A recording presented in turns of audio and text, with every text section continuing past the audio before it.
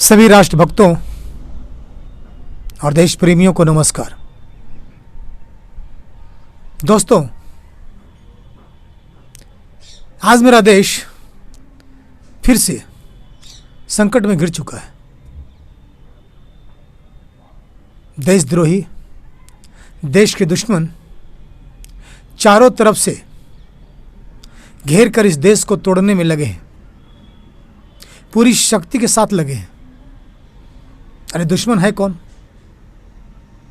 ये दुश्मन वही हैं जिन्होंने इस देश का बंटवारा किया था,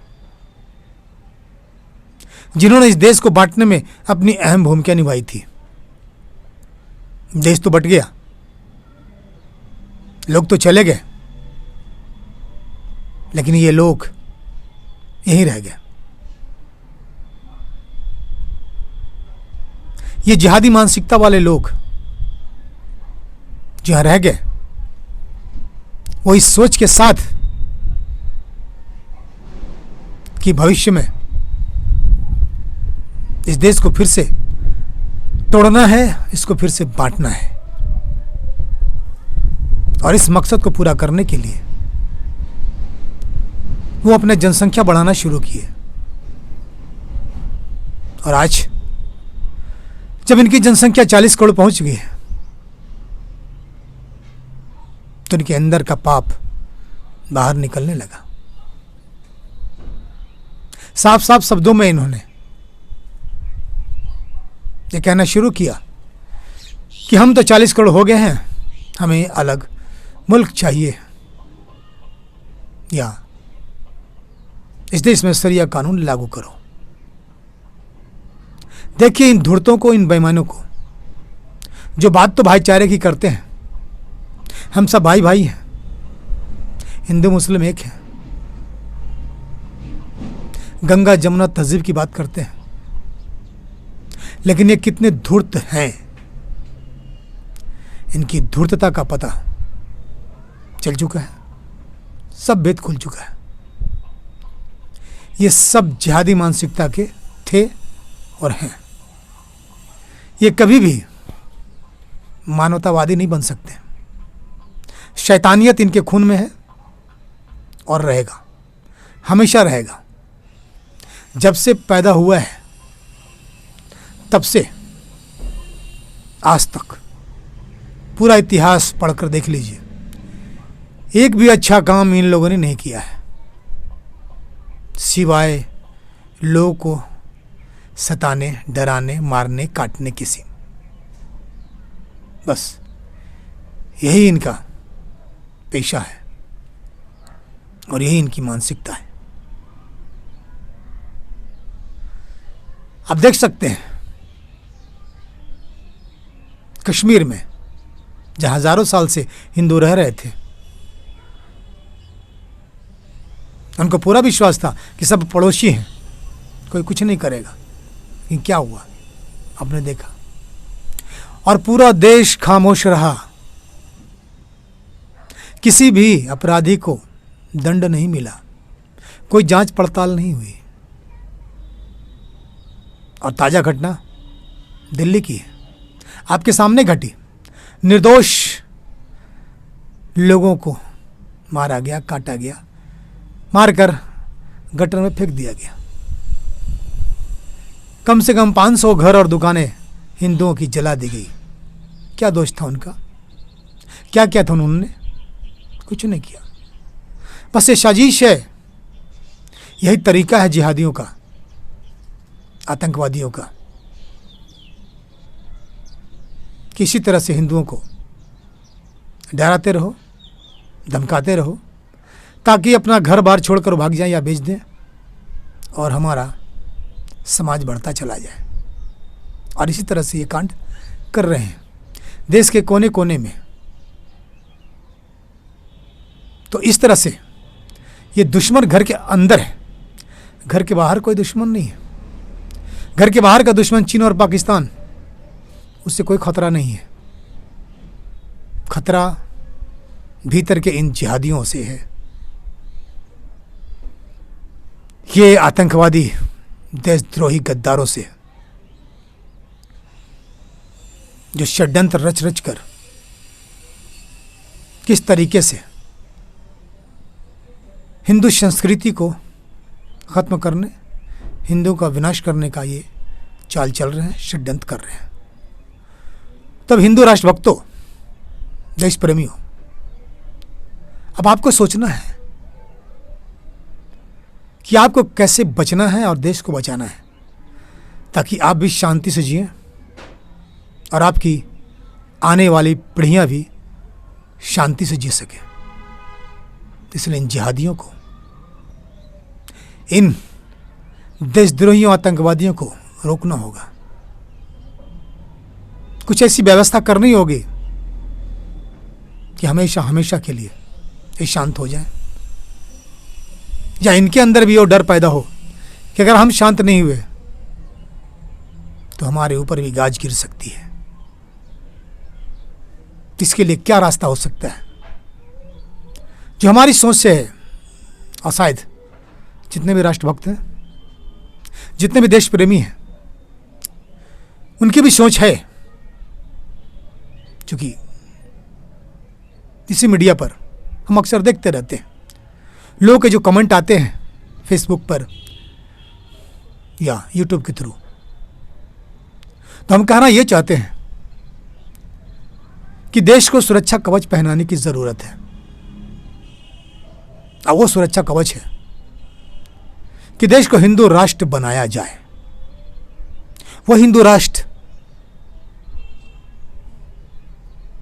जिसमें सरकार बनाएगा हिंदू, सरकार चलाएगा हिंदू, और देश के जितने भी ऊंचे ओहदे हैं, ऊंचे पद हैं, उस पर सिर्फ और सिर्फ होंगे राष्ट्रवादी हिंदू, देशभक्त हिंदू, सनातनी हिंदू। गैर हिंदुओं की इसमें कोई भागीदारी नहीं होगी। किसी भी तरह का कोई रोल इनका नहीं होगा। और तब ये देश बहुत हद तक सुरक्षित हो सकता है। अब कुछ लोग कहेंगे कि भारत तो हिंदू राष्ट्र है, क्योंकि हिंदुओं की संख्या यहां ज्यादा है इसलिए हिंदू राष्ट्र है। नहीं, दुनिया में 57 देश मुसलमानों का है, फिर भी वहां संविधान में लिखा होता है यह इस्लामिक देश है।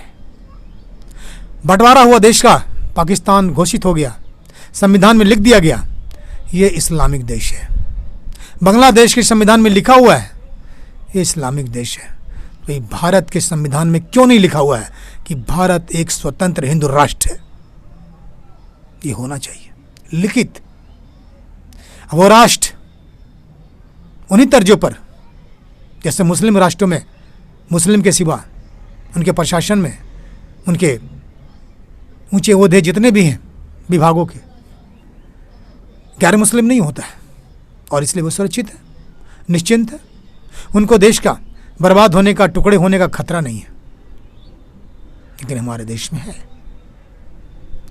क्योंकि हमारे देश में जो व्यवस्था है कि देशद्रोहियों और गद्दारों को ऊंचा ऊंचा पद दे दिया जाता है, यह सोच कर दिया जाता है कि शायद इनके अंदर देशभक्ति की भावना जग गई होगी, ये राष्ट्रवादी हो गए होंगे, ये देश इनका भी है और देश को अपना समझेंगे और ईमानदारी से काम करेंगे। लेकिन नहीं, ये पूरा का पूरा समाज जिहादी है। जिहादी मानसिकता क्या है, आतंकवादी मानसिकता क्या है, इसकी सोच, इनका एजेंडा सिर्फ यही है कि देश इस्लामिक बनना चाहिए। हिंदुओं को ये देखना नहीं चाहते। बात करेंगे भाईचारे की, लेकिन धूर्तता से भरे हैं, मौका मिलते ही हिंदुओं का सफाया करते हैं। और कश्मीर की घटना, दिल्ली की घटना आपके सामने है, और बाकी जो घटनाएं जितने घटी कांग्रेसी राज्य में, वो तब जानते हैं। बम फटा, मरा कौन? हिंदू। ट्रेन में बम फटे, मरा कौन? हिंदू। एक भी मुसलमान नहीं मिलेगा आपको। और ऐसे आप ट्रेनों में यात्रा कीजिए, लोकल में, मुंबई के लोकल ट्रेनों में, हर बोगी में आपको मुसलमान मिलेंगे। लेकिन जब बम फटता है तो उसमें एक भी मुसलमान नहीं मरता है। आप समझते हैं क्यों? क्योंकि सबको पता होता है कब कहाँ क्या होने वाला है, कब किस बोगी में बम फटेगा, किस बस स्टॉप पर बम फटेगा, किस टाइम फटेगा, उनको सब पता होता है। आई पता कहाँ से होता है? जिनको ये मस्जिद बोलते हैं, मस्जिद, ये मस्जिद कोई धर्म स्थल नहीं है, ये मस्जिद एक अड्डा है। जैसे क्रिमिनलों का अड्डा होता है, डकैतों का अड्डा होता है, बदमाशों का अड्डा होता है, वो सिर्फ एक अड्डा है। वो अड्डा है इस देश को बर्बाद करने का षड्यंत्र रचने का। वो अड्डा है हिंदुओं को विनाश करने के लिए जो भी उपाय, जो भी योजना बन सकता है वो बनाने के लिए वो अड्डा है। और वहीं से सबको सूचना मिलती है, वहीं से सबको आगाह कर दिया जाता है कि कब इस शहर में क्या होने वाला, कहाँ होने वाला है, जाना है या नहीं जाना है। अब देखिए दिल्ली की घटना, जब दिल्ली में दंगा होने वाला था तो वहाँ के सारे मुसलमानों को पता था कि दंगा होने वाला है, हिंदुओं को पता नहीं था। जो स्कूल जला, उस स्कूल में हिंदू मुस्लिम सबके बच्चे पढ़ते थे, लेकिन इस दंगा होने से 2 घंटे पहले एक मुस्लिम गार्जियन आता है अपने बच्चों को ले जाने के लिए। टीचर रोकते हैं उसको कि भाई क्यों लेके जा रहे हो। वो कोई कारण खास नहीं बता पाता है, फिर भी ले जाने की कोशिश करता है। टीचर उसको रोक करके पूछता है, प्रेशर डालता है, तो बताता है कि यहाँ दंगा होने वाला है। अब सोचिए उस गार्जियन को कैसे पता है कि 2 घंटा बाद यहाँ दंगा होने वाला है। वो अपनी बच्ची को लेकर चला जाता है और ठीक 2 घंटे बाद दंगा हो जाता है और उस दंगे में वो स्कूल भी जलकर राख हो जाता है। तो समझ गए आप, कोई भी शरीफ नहीं है, सब इसमें शामिल है। कोई नहीं कर सकता मैं शरीफ हूं, मैं भारत के हिंदुओं से प्रेम करता हूं, नहीं। सब धूर्त हैं, झूठ बोलते हैं। आप जरूर प्रेम करते हैं, हम जरूर प्रेम करते हैं, हम जरूर चाहते हैं कि सब मिलकर रहे, लेकिन वो नहीं चाहते क्योंकि वो जिहादी मानसिकता के। उनकी सोच सिर्फ इस दिशा में काम करती है कि हिंदुस्तान पर हमारा कब्जा हो। इसलिए दोस्तों, इस देश को बचाना है तो सरकार पर इतना दबाव डालो, इतना दबाव डालो कि इस देश को हिंदू राष्ट्र घोषित करे, हिंदू राष्ट्र बनाए। अगर आप ऐसा नहीं करोगे तो आप भी तैयार रहो मरने के लिए, क्योंकि दंगाई कभी भी, ये जिहादी, ये आतंकवादी कभी भी हमला करते हैं। तो इससे बचना है तो आप अपने बचने के लिए अपने घरों में आत्मरक्षा के लिए जो कुछ भी रख सकते हो हथियार रखो। नहीं रखोगे तो जैसे दिल्ली में लोग मारे गए, कश्मीर में मारे गए, उसी तरह से मारे जाओगे। सरकार तो बाद में आएगी,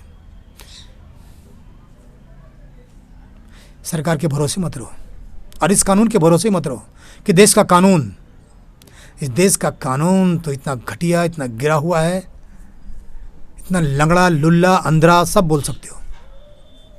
अंग्रेज हक के चले गए और इस देश के लोग उसका गुह चपड़ चपड़ सुगरों की तरह खा रहे हैं और अपने को बहुत बड़ा जज, वकील और बैरिस्टर समझते हैं। इस देश में एक लड़की की रेप होती है, फैसला अपराधियों को सजा 7 साल बाद मिलता है। क्यों? और वो भी इसलिए मिलता है कि उस लड़की का गार्जियन आर्थिक रूप से संपन्न थे, वे लड़े, उनको जद्दोजहद करना पड़ा, तब जाके 7 साल में अपराधियों को सजा मिली। और वो भी वहां भी ईमानदारी से फैसला नहीं किया गया। अपराधी 5 थे, 4 हिंदू, 1 मुसलमान। हिंदुओं को फांसी चढ़ा दी गई लेकिन मुसलमान को छोड़ दिया गया। क्यों? बहाने 1000 हैं, उसने भी रेप किया, उसने भी लड़के के अंगों में रड घुसेड़ा, फिर अपराधी कैसे नहीं है? उसको भी मौत की सज़ा क्यों नहीं मिलनी चाहिए? नहीं मिला।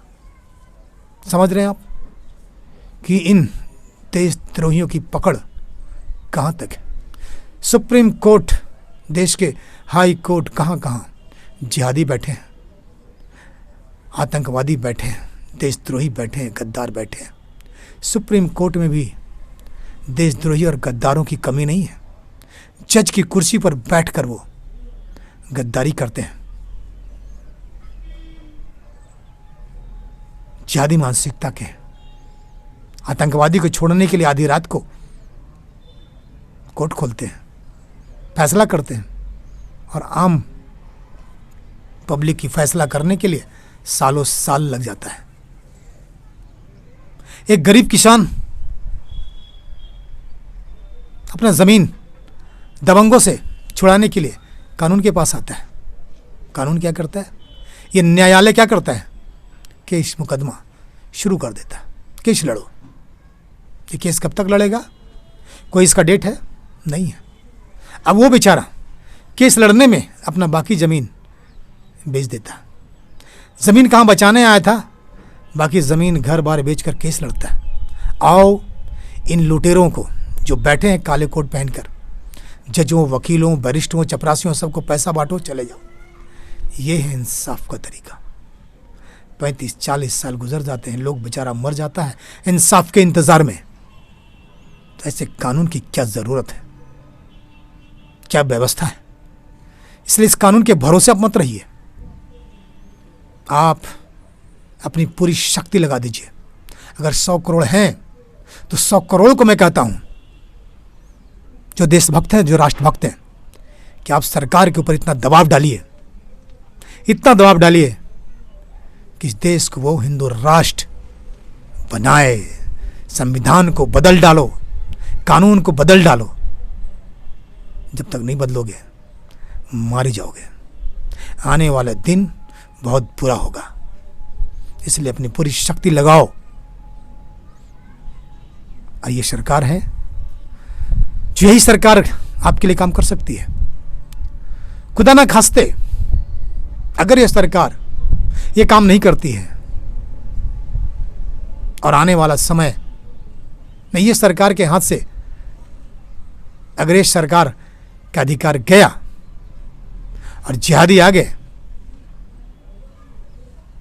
तो सोच लीजिए। क्योंकि कांग्रेस पार्टी मुगल है, मुगल। और ये मुगल जब आएंगे तो आपकी क्या हालत करेंगे आप सोच सकते हैं। वही शुरू होगा सिलसिला। देश के हर कोने कोने में बम फटेगा, दंगे होंगे, आतंकवादी हमले होंगे और हिंदुओं का विनाश होगा। इसलिए दोस्तों सोचो, इस पर विचार करो कि तुम्हें सुरक्षित रहना है तो क्या करना चाहिए। अगर आप चाहते हो कि आप सुख और शांति से रहो और आपकी आने वाली पीढ़ियां भी शांति से जीवन यापन कर सके, तो ये काम आपको करना होगा। इस देश को किसी भी सूरत में, किसी भी हाल में, चाहे जैसे भी हो, हिंदू राष्ट्र बनाना होगा। और इसमें सोचने वाली बात क्या है? दुनिया में 130 देश क्रिश्चियनों का है, घोषित है धर्म के आधार पर। 10 देश बौद्धिस्टों का है, धर्म के आधार पर। 1 देश यहूदियों का है, धर्म पे आधारित। तो फिर भारत क्यों नहीं हो सकता है? सेकुलर का मतलब समझते हैं? जिस देश को बर्बाद करना है, खत्म करना है, उसे सेकुलर बना दो। अभी सेकुलरिज्म में होता क्या है? चोर, उचक्के, बदमाश, लुटेरे, जिहादी, देशद्रोही, गद्दार सब आपके देश के ऊंचे ऊंचे पदों पर पहुंचकर आपका देश का सत्यानाश कर देंगे। और वही हो रहा भारत का। और पड़ोसी देश नेपाल को देख लीजिए, उसे सेकुलर बना दिया गया और अब उसकी हालत क्या हो रही है, कैसे बर्बादी की तरफ जा रहा है नेपाल। इसलिए दोस्तों, किसी की सुनो मत। आपको अपना देश बचाना है, अपना जीवन सुरक्षित और शांत बनाना है, आने वाली पीढ़ियों के जीवन भी सुखी संपन्न बनाना है, शांत बनाना है। तो इस देश को किसी भी सूरत में हिंदू राष्ट्र बनाने के लिए एड़ी चोटी एक कर दो। बस इतने शब्दों के साथ मैं अपनी बातें खत्म करता हूं। अब आगे सोचना आपका काम है, सबका काम है। जय हिंद, जय भारत।